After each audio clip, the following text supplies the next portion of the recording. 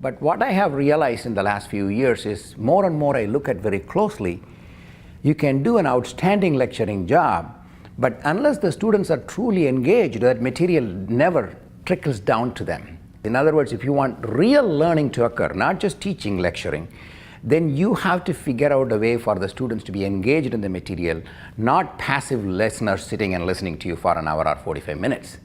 Now, this is easy to say, but doing is much harder.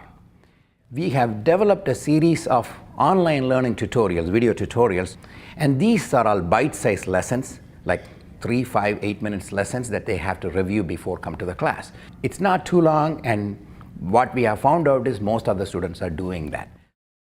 How can we make the concept that they learn in the class to be more meaningful, practical? For each major concept, we have developed an application or an example from everyday life. I'll give you an example.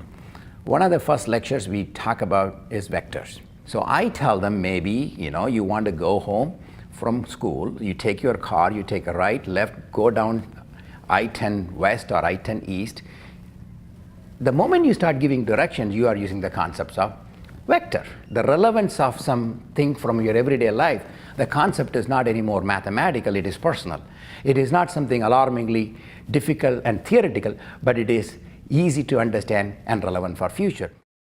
And then after the class, there are review information. They also get certain class notes in which they can summarize what they have learned, followed up additional resources, which could be like a YouTube video of our own or other relevant information. We also have developed quizzes that they can take as many times as they want after the class, so they can kind of practice their skills, and these are all not graded, so they're very comfortable practicing that. Engaging essentially, in my opinion, means students are involved in the process. They are participants in the process. They are not passive observers, they are active participants.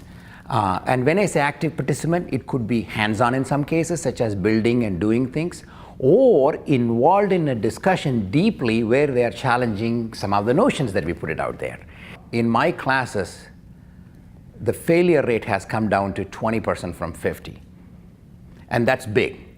But the question now is, how can we maintain that or make sure this happens in a way that impacts all the students, not just in one experimental class?